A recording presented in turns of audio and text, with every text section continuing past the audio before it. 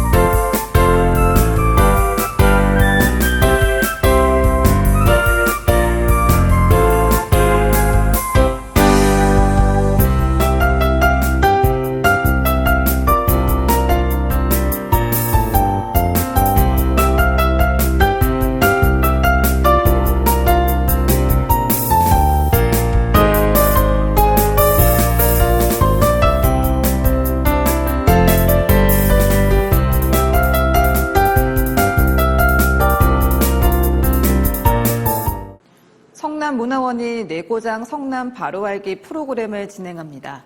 문화해설사가 학교를 찾아 성남의 역사와 지역에 얽힌 이야기들을 들려주는데요. 올해 첫 수업이 성남 화랑초등학교에서 열렸습니다. 신예림 기자입니다. 성남 화랑초등학교 아이들의 눈이 반짝입니다. 성남시를 상징하는 철쭉마크부터 마스코트 새나미와 새롱이까지 성남 대표 캐릭터와 동식물을 알아보고 광주 대단지에서부터 흘러온 역사를 따라가며 지역에 얽힌 흥미로운 이야기들도 듣습니다. 남한산성의 성곽을 나타내고요. 역사성과 전통성을 잘 이어간다는 뜻이에요. 문화해설사가 학교를 찾아 우리 지역 이야기를 들려주는 내고장 성남 바로 알기 프로그램입니다. 그동안 코로나19로 중단됐던 프로그램이 올해 다시 학생들을 찾아가게 된 겁니다. 성남 화랑초등학교 2학년 학생들을 대상으로 열린 올해 첫 수업. 아이들이 내고장에 대해 바로 알고 지역의 아름다운 역사와 문화에 대한 자부심도 가질 수 있도록 하는 취지입니다. 역사가 한 50년 되지만은 그 많은 시민들이 성남의 문화와 역사를 잘 모르고 계세요. 그러니까 부모가 모르니까 그 자녀들은 더 모르고 있죠. 우리 문화원에서 각 학교를 방문해서 직접 학생들한테 우리 아름답고 자랑스러운 문화 역사를 소개시켜 드리고 있습니다. 그래서 반응이 굉장히 좋고. 성남문화원은 올해 하반기에 미리 신청한 20개 학교를 직접 찾아가 내고장 바로 알기 프로그램을 펼칠 예정. 한편 성남문화원은 지난 5월 청소년에게 시 역사와 문화를 소개하는 내고장 성남 교재를 발간한 바 있습니다. ABN 뉴스 신일임입니다. 안녕하십니까. 성남문화원장 김대지입니다. 올해는 광주대단지 사건 51주년이 되었고 이 사건을 계기로 성남시가 승격되었습니다. 광주군의 일부 지역이 있던 땅에 새로운 도시가 만들어진 것이 광주대단지였습니다. 그러나 광주대단지에는 집도 없고 일자리도 없는 항무지였습니다. 이런 곳에 서울의 철거민들을 입주시켰기 때문에 주민들은 생존권을 요구하며 강력한 시위를 전개한 것입니다. 그 결과 광주대단지는 성남시로 승격되었고 그 후 분당명품 도시가 탄생되는 계기를 마련하였습니다. 이제 성남시는 판교 테크노밸리의 위례 신도시가 건설되면서 우리나라에서는 가장 살기 좋은 도시로 발전하였습니다. 성남문화원은 청소년들과 일반 시민들을 대상으로 우리 고장의 역사와 문화를 알려주려고 찾아가는 내고장 바로 알기 사업을 추진하고 있습니다. 이 영상을 통해 우리 성남시가 발전해온 역사와 문화를 알게 되기를 바라고 성남을 더욱 사랑하게 되기를 바랍니다. 감사합니다. 안녕하세요. 성남문화해설사 김양자입니다. 성남하면 무엇이 떠오르시나요? 오늘 저와 함께 성남의 시간여행을 떠나보시죠. 성남은 수정구, 중원구, 분당구 3개의 구로 나뉘어져 있습니다. 네, 성남은 성의 남쪽에 있다고 해서 성남이라고 불리워졌고요. 실제로 남한산성의 남서쪽에 위치하고 있습니다. 수정구는 수진동의 수, 복정동의 정의 첫 글자를 따서 만든 이름입니다. 중원구는 중앙동의 중과 상대원동의 원의 합성어이고요. 분당구는 분점리와 당우리의 분과 당을 합쳐진 명칭입니다. 분점리는 옹기 그릇을 구워서 파는 마을이었고요. 당우리는 당집이 모여 있는 마을이었습니다. 네, 자, 성남을 상징하는 것들이 있는데요. 성남의 꽃은 철쭉인데요. 이 철쭉은 토양이 좋지 않아도 아주 줄기차게 뻗어나가는 꽃입니다. 그리고 개화기가 길어서 오랫동안 화려한 꽃을 볼 수가 있습니다. 그래서 줄기찬 번영을 상징하고 있습니다. 그리고 성남의 나무가 은행나무인데요. 은행나무는 공기를 맑게 해주는 작용을 합니다. 그래서 쾌적한 성남을 상징하고 있습니다. 아침에 반가운 소식을 전해주는 까치가 바로 성남의 새인데요. 성남FC의 엠블럼도 까치입니다. 오른쪽에 심볼 마크가 보이네요. 자, 붉은 꽃잎은 활기찬 성남을 상징하고요. 가운데 황색 성곽은 남한산성입니다. 남한산성의 역사와 전통을 이어간다는 뜻을 가지고 있습니다. 하얀 꽃잎은 경제, 사회, 문화, 교육, 복지 골고루 발전한다는 그런 뜻을 가지고 있고요. 파란 바탕은 청정한 도시를 상징하고 있습니다. 네, 둥근 기둥들은 나날이 발전하는 성남, 열린 성남을 상징하고 있습니다. 네, 마스코트 새나미와 새롱이 많이들 보셨죠? 새나미는 나날이 발전하는 마천루의 모습이라고 했어요. 마천루라는 것은 높고 높은 건물들을 말합니다. 그래서 미래 첨단 공간을 상징하고 있고요. 새롱이의 이마에 S자의 물줄기는 탄천을 상징합니다. 그래서 성남은 탄천이 있어서 자연 생태 도시라고 일컬어지고 있습니다. 네, 성남은 원래 광주의 일부분이었어요. 광주에 속해 있었는데 1968년에 청계천에 있는 천막촌들을 대거 이동을 하게 되는데 그곳이 바로 광주 대단지입니다. 그리고 이 광주 대단지가 현재의 본시가지가 되는데요. 이 광주 대단지를 만들었을 때 환경이 굉장히 열악했어요. 그래서 이 열악한 환경을 개선해 달라고 항의를 했던 사건이 바로 광주 대단지 사건이 있었고요. 그리고 이제 광주 대단지가 생기면서 사람들이 많이 유입이 됐어요. 그래서 중부면, 돌마면, 대왕면, 낙생면 4개의 면이 분리되어 나와서 1973년에 성남시로 성격이 됩니다. 그래서 성남시는 1973년 7월 1일에 탄생이 하게 됩니다. 1989년에는 분당 신도시가 만들어지고요. 2005년에는 판교 신도시가 건설됩니다. 그리고 2008년에는 위례 신도시가 완성되게 되죠. 그래서 성남은 자연 발생적인 도시가 아니고요. 계획을 해서 세운 계획도시입니다. 네, 판교 박물관에 가시면 삼평동에서 발굴된 선사유적을 만나보실 수가 있는데요. 자, 문자가 있어서 역사를 기록한 시기를 역사시대라 하고요. 문자 있기 이전의 시대를 선사시대라고 하는데요.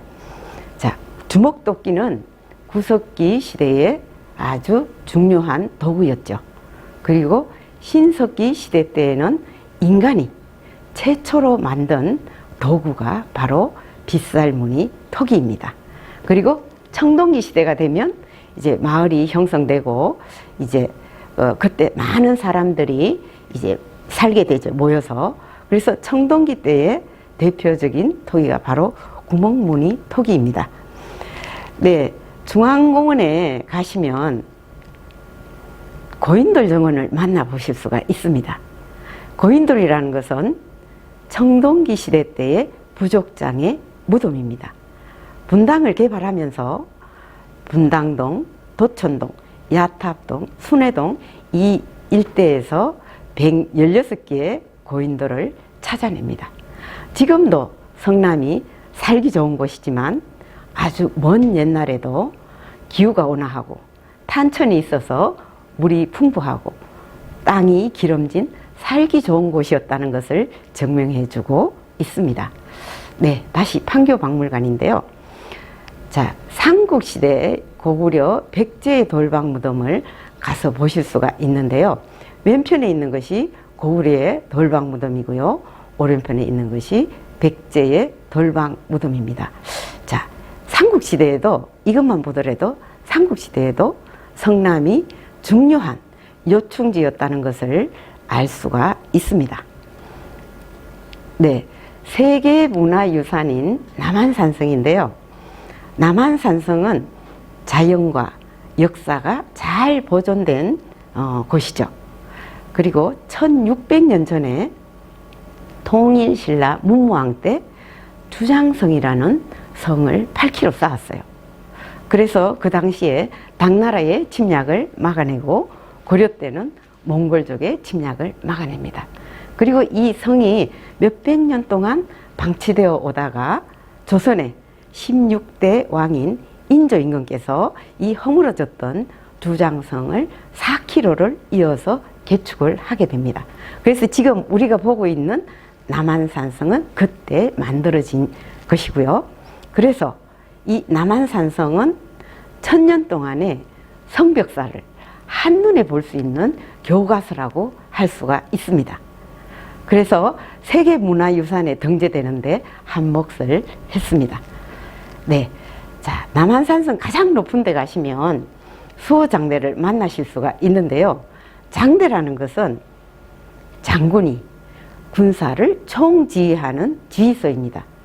병자호란이 났을 때는 인조임금께서 직접 군사들을 총지휘를 하셨던 곳이기도 합니다. 네, 천림산 봉수대는 금토동에 위치하고 있는데요. 봉수라는 것은 낮에는 연기로, 밤에는 횃불로 나라의 위급한 사항이나 적의 이동 상태를 알려주는 국방 통신 수단입니다. 전국에 5개의 노선이 있는데요. 이 5개의 노선이 거미줄처럼 아주 촘촘하게 네트워크가 형성되어 있어요. 그런데 이 천림산 봉수는 제2 노선인 부산 다대포에서 시작을 해서 충주를 거쳐서 그리고 용인 석성산 봉수를 거쳐서 천림산에 전달이 돼요.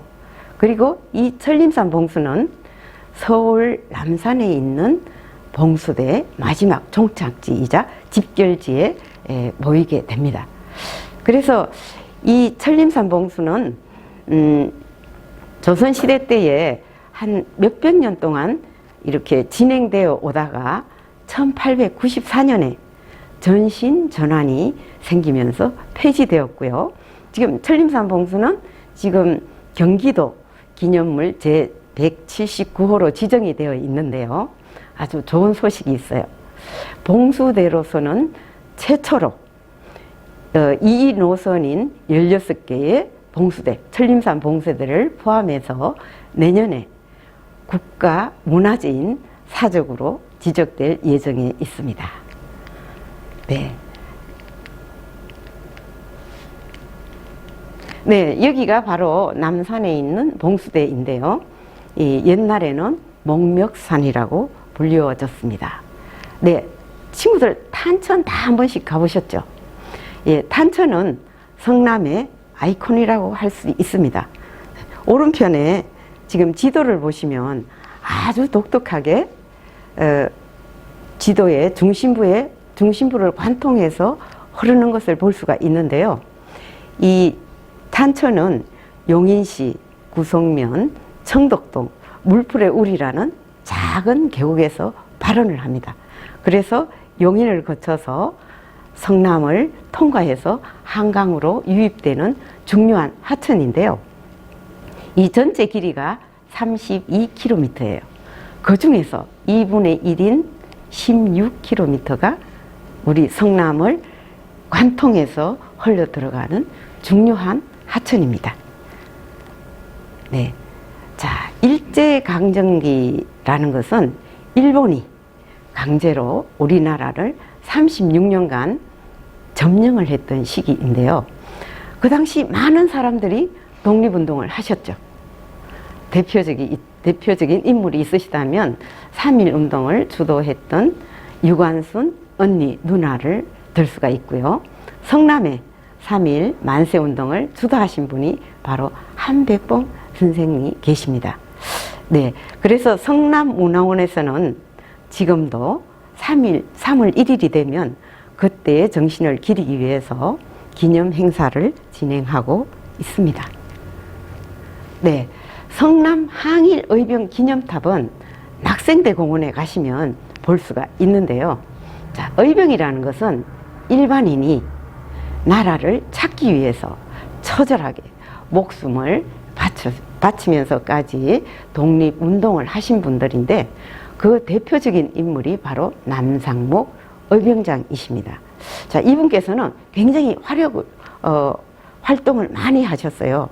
그리고 활약을 많이 하신 분인데 너릿골에 사시던 분이었는데 어느 날 잠시 어머니를 뵈러 집에 들렀다가 일본의 밀정의 밀고에 의해서 붙잡히게 됩니다. 그래서 서대문 형무소에 가셔서 1907년부터 1908년까지 갖은 고문을 당하시고 돌아가시게 돼요. 그런데 100년이 지난 2008년 11월에 이달의 독립운동가로 선정이 되시게 됩니다. 네. 자, 율동공원 하면 대표적인 것이 바로 번지 점프대를 들 수가 있고요. 아주 호수 공원으로서 많은 시민들의 각광을 받고 있습니다. 전국에서도 많이 몰려오는 아주 유명한 그런 쉼터라고 할 수가 있습니다. 네, 공원 옆에 가시게 되면 책 테마파크를 만나실 수가 있는데요. 이 책 테마파크는 책을 테마로 해서 8가지의 조각을 만들어 놓았어요. 이곳에 가시면 잘 감상하실 수가 있고요. 산책을 하시다가 지하에 도서관이 있는데 휴식과 독서를 할 수 있는 곳이 바로 율동공원입니다. 네, 자, 여기 아름다운 분당호가 보이네요. 중앙공원에 있는 이 분당호를 이렇게 거닐다 보면 어느 궁궐 후원에 온 듯한 느낌을 받으실 거예요. 자, 이곳은 신라시대의 최고 정원인 동궁과 월지를 그대로 본떠서 만든 아름다운 곳이고요. 자, 이 주변에 사람들이 사색과 명상과 독서를 하고 많이 쉼터로 찾고 있는 아름다운 곳입니다. 네. 그리고 중앙공원에 이제 한 바퀴 돌아보시다가 광장을 지나서 언덕배기 올라가시면 약수터가 나와요. 맨편에는 고인들 정원을 보실 수가 있고요. 오른편에는 충신 이경류와 말무덤을 보실 수가 있습니다. 자, 이경류는 임진왜란 때 늙으신 부모님을 모시고 있는 형 대신에 전쟁터에 나가게 됩니다. 그때 평소 타고 다니던 말을 데리고 전쟁터에 나갔는데 그때 이경류 선생님께서는 3일 만에 전사를 하시게 돼요.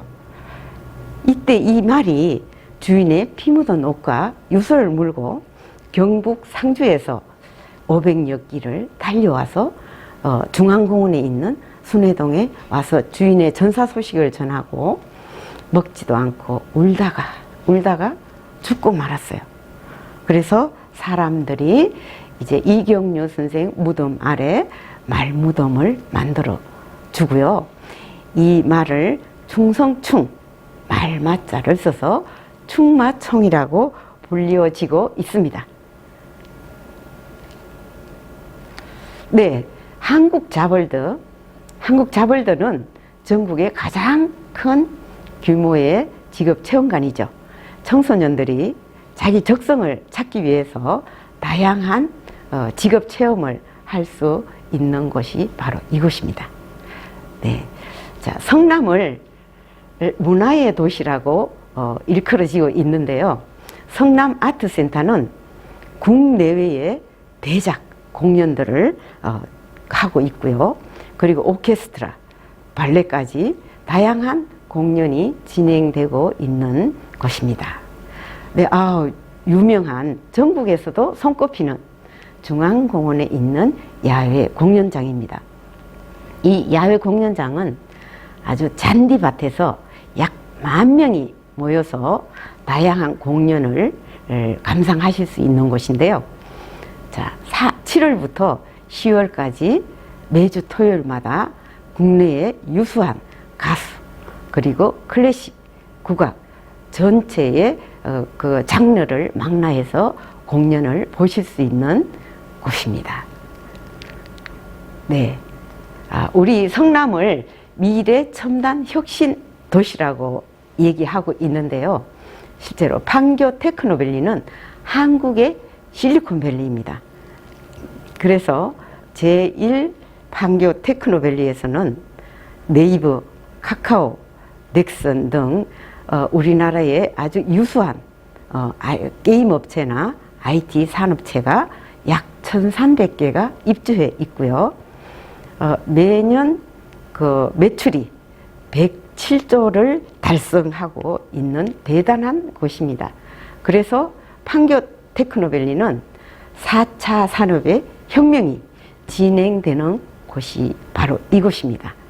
네, 오늘 우리 여러분과 함께 성남의 선사시대부터 현대에 이르기까지의 발전상과 그리고 역사, 문화, 인물에 대해서 알아보았습니다. 자, 성남을 세계적인 명품 도시로 이끌 인재가 바로 여러분입니다. 여러분의 꿈을 활짝 펴서 높게 비상하시기를 기대합니다. 함께 해주셔서 감사합니다.